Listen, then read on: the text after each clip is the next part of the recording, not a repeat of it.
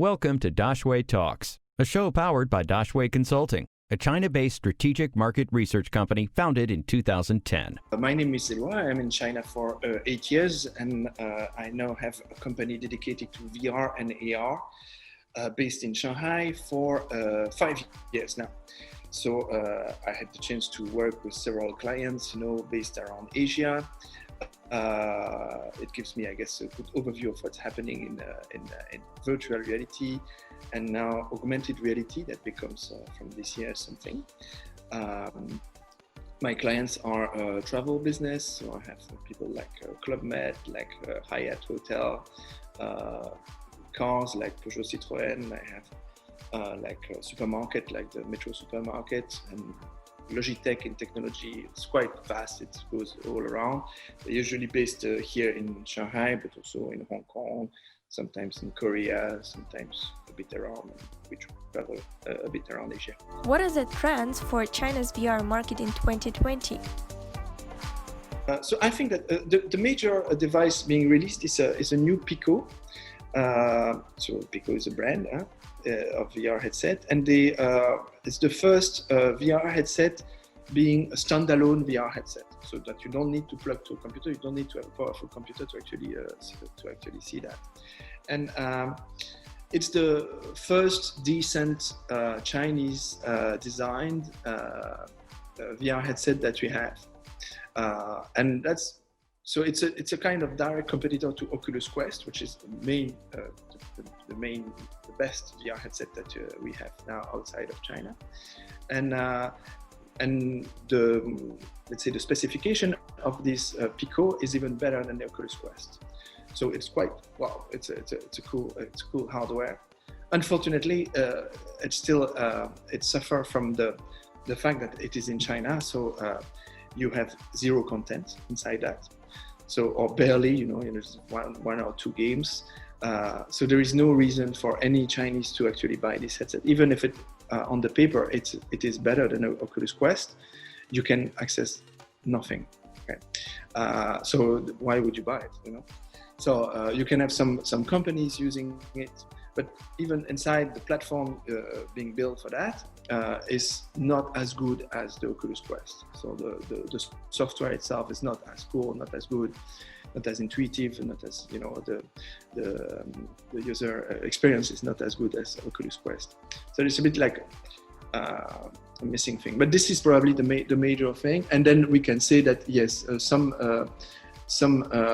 headset maker try to do now super small VR headset, 3 degree of freedom VR headset that you connect to your phone. That will be a game changer also. That will reach new category of people that yes, do not want to spend a lot of money on a full standalone, but something that you just plug to your phones, which means that you use the processor of your phone. So the headset itself is cheaper and more accessible.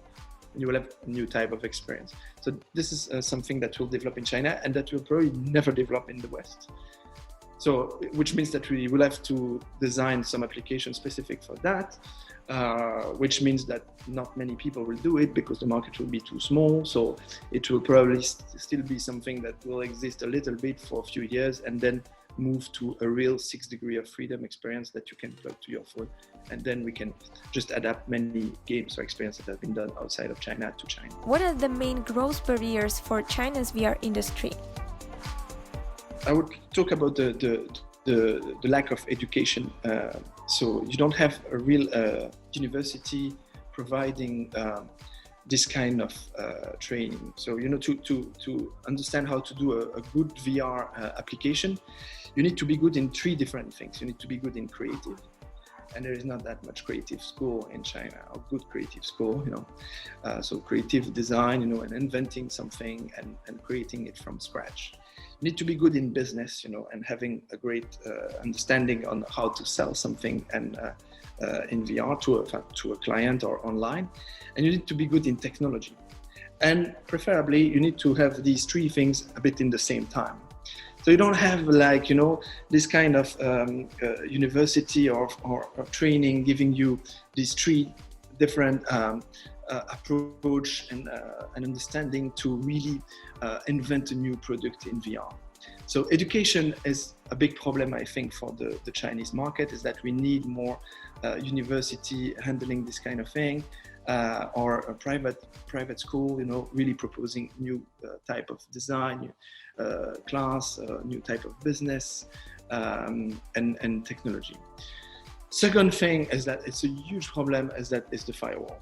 So you have a lot of people in China, they are not really aware of what's going on outside of China. So especially in the VR industry, especially also in the VR industry, many people are just not aware of what's going on. What are the games being developed right now on the Oculus Store? What's existing? So many developers in China, they are just comparing themselves to other developers in China. They don't realize what's happening outside of China.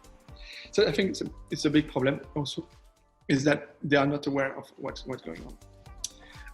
I think we have another problem that we are not talking about enough, is that many of the Chinese hardware makers, like Pico, like the one we were talking about, DPVR, they are not participating enough into the big international gathering where the standardization of VR exists. And we are now creating the standards that will help this entire industry to be where we are all compatible to each other. When we do one application for one VR headset, it also works on another VR headset.